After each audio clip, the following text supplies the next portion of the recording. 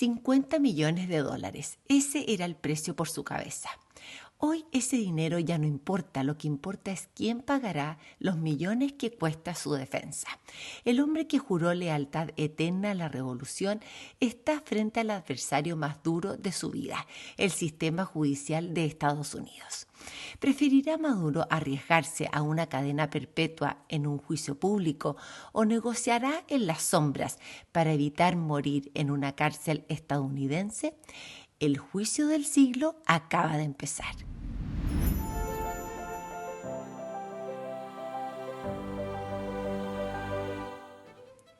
De dormir en la Casona de los Pinos, un palacio fortificado en Caracas, a un catre de metal con colchón de lana en el centro de detención metropolitano de Brooklyn.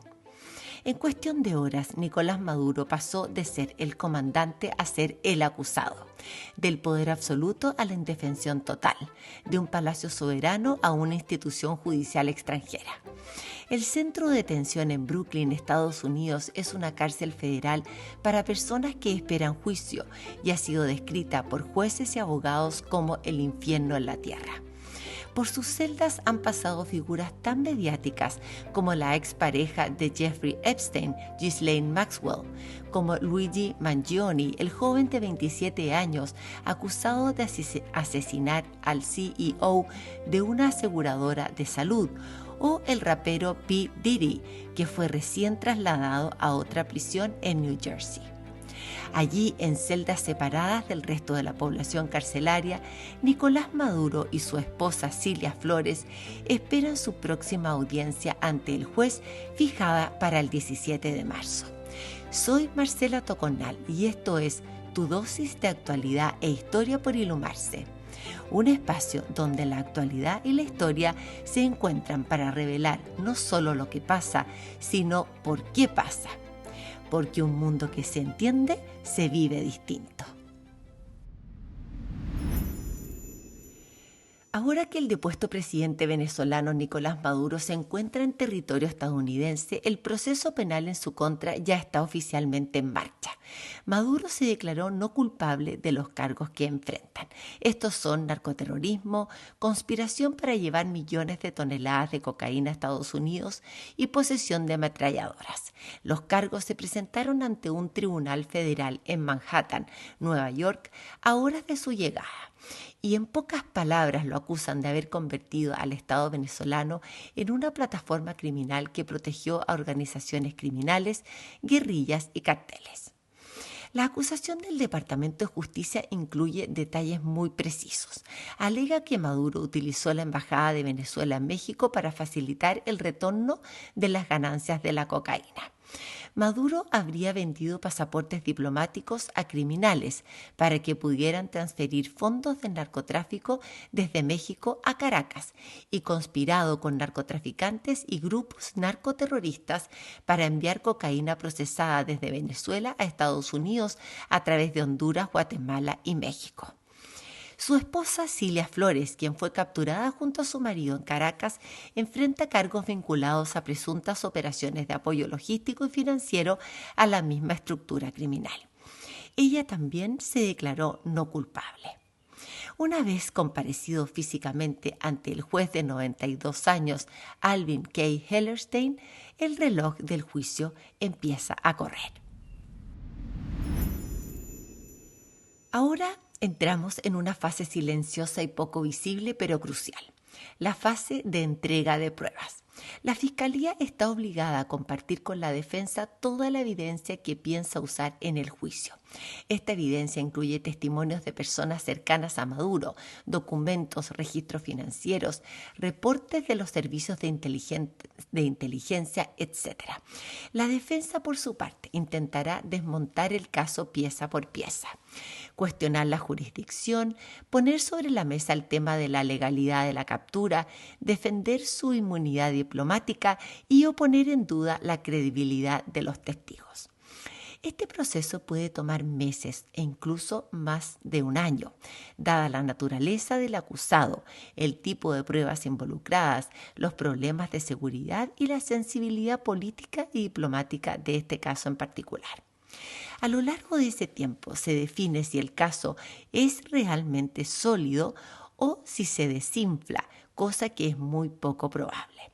Lo que sí sabemos es que queda un camino largo por recorrer.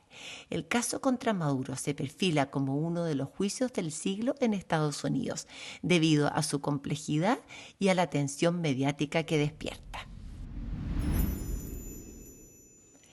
El nombre Barry J. Pollack tiene miles de búsquedas en la web. Su tarea no es fácil. Tiene que defender al hombre por cuya cabeza se ofrecieron $50 millones, la cifra más alta de la historia. Para su defensa, Maduro ha elegido a un peso pesado. Barry J. Pollack no es un nombre cualquiera en los tribunales de Washington y Nueva York. Pollack se hizo mundialmente conocido por haber logrado lo que muchos creían imposible, un acuerdo que permitió la liberación de Julian Assange, el fundador de Wikileaks, en el año 2024. Se le conoce como un abogado meticuloso, con un intelecto sorprendente y una sensibilidad especial que conecta muy bien con los jurados. Es un experto en casos donde el derecho penal choca de frente con la seguridad nacional y la política internacional. No por nada le llaman el Pitbull. Pollack ya estuvo junto a Maduro en su primera audiencia. Mientras Maduro denunciaba a través de un traductor que había sido secuestrado, Pollack mantenía la calma de un experto que ya sabe que esa era solo la primera instancia de un camino muy largo. Defender a un exmandatario en un juicio federal de esta magnitud puede costar millones de dólares. En el caso de Maduro y su esposa Cilia Flores, sus cuentas bancarias están congeladas y ningún ciudadano estadounidense puede recibir dinero de ellos. Y entonces, ¿quién pagará por su defensa?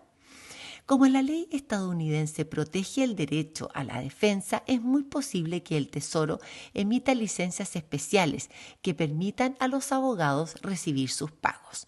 Pero para esto hay que demostrar que el origen del dinero no es ilícito, algo muy difícil de probar en este caso. También existe la posibilidad de que los fondos provengan de aliados políticos, de fondos familiares fuera del alcance de Estados Unidos o de estructuras financieras en países que no acatan las sanciones de Washington. Un dato curioso es que mientras Maduro tiene a este defensor de élite, su esposa cuenta con su propio abogado, un veterano exfiscal de Houston. El hecho de que no compartan abogado es una estrategia legal común para evitar conflictos de interés si uno de ellos decide negociar por separado. Uno de los primeros argumentos que podría plantear la defensa de Maduro es que no puede ser juzgado penalmente por actos cometidos mientras era jefe de Estado. Esta no sería la primera vez que Estados Unidos juzga a un líder extranjero. El caso más emblemático es el del dictador panameño Manuel Noriega, procesado en los años 90. En ese juicio, una corte federal rechazó el argumento de inmunidad como jefe de Estado. Otros precedentes incluyen al expresidente de Guatemala, Alfonso Portillo, condenado por lavado de dinero, y al expresidente de Honduras, Juan Orlando Hernández, condenado por narcotráfico y posteriormente indultado por el presidente Trump hace unos meses.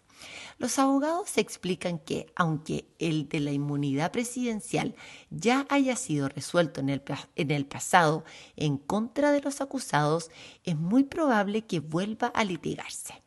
En este punto es importante recordar que Estados Unidos no reconoce a Maduro como presidente legítimo de Venezuela ante la incapacidad de demostrar su victoria en las elecciones del 2024, que dieron por ganador al opositor Edmundo González, actualmente exiliado en España. La acusación además sostiene que las actividades de narcotráfico de Maduro habrían comenzado ya en 1999, cuando aún no era presidente y ocupaba otros cargos dentro del gobierno de Hugo Chávez. La captura y el modo en que Maduro llegó a Estados Unidos será sin lugar a dudas otro importante frente de discusión legal. Maduro y su esposa no fueron extraditados mediante un proceso judicial formal. Fueron capturados en la mitad de la noche por fuerzas militares estadounidenses especiales en una operación sorpresa en Caracas. Eso podría darle a la defensa una nueva línea de ataque. Pero la ley estadounidense establece que el poder de un tribunal para juzgar a una persona no se ve afectado por la manera en que dicha persona fue traída ante el tribunal, no importa si fue mediante un secuestro o una captura irregular en el extranjero. Sin embargo, es muy posible que en este caso la defensa de Maduro argumente que el secuestro de Maduro y su mujer fue una violación a las leyes internacionales y a la soberanía de un Estado. El caso más parecido es el del expresidente Manuel Antonio Noriega, quien en 1990 fue capturado en Panamá tras una intervención militar de Estados Unidos. También fue un día 3 de enero. La defensa de Noriega argumentó que su captura en Panamá fue el resultado de una invasión ilegal, pero el juez rechazó los argumentos. Noriega fue juzgado y condenado a 40 años de cárcel. En el caso de Noriega, la manera en que se realizó la captura no detuvo el juicio, pero sí le obligó a Estados Unidos a otorgarle el estatus de prisionero de guerra, lo que le dio ciertos privilegios en prisión bajo los términos de la Convención de Ginebra. En el caso de Maduro, este argumento parece ser la mejor arma que tiene su defensa, aunque sea desestimada por el juez. Si no hay un acuerdo, el caso irá a un juicio por jurado. 12 ciudadanos comunes de Nueva York o Florida decidirán su destino. Esto es lo que vemos en las películas, pero en la vida real es lo que la Fiscalía prefiere evitar en casos tan políticos. Si Maduro va a juicio y pierde, es muy posible que la sentencia sea la máxima posible y que es la cadena perpetua. Esto pasaría si el juez considera que el inculpado no mostró arrepentimiento al no aceptar un acuerdo previo. Pero para Maduro, aceptar un acuerdo sería admitir que su gobierno estuvo involucrado en actividades ilícitas, lo cual destruiría su narrativa política y su imagen como líder de la revolución bolivariana. Además, implicaría denunciar y echar al agua, por decirlo de alguna manera, a sus antiguos socios, a los otros generales, líderes del ejército o incluso civiles que colaboraron con él en convertir al Estado venezolano en una plataforma criminal, como dice la acusación. La pregunta clave de este momento es: ¿preferirá Maduro arriesgarse a una cadena perpetua en un juicio público o negociará en las sombras para evitar morir en una prisión estadounidense, aunque eso implique delatar a sus antiguos socios y amigos? En el caso de los juicios como el de Maduro, la duración no se mide en semanas, sino que muy posiblemente en años. Solo la etapa de descubrimiento, en donde se revisan millones de páginas de documentos y grabaciones, podría durar de 1 a 2 años. En este tiempo suelen ocurrir las negociaciones para un eventual acuerdo. Si no hay acuerdo y llegan a sentarse frente al jurado, el juicio podría durar entre 3 y 6 meses, dada la cantidad de testigos protegidos que la Fiscalía traerá desde Colombia, Venezuela y México. Pero Maduro no está solo en su celda de Brooklyn.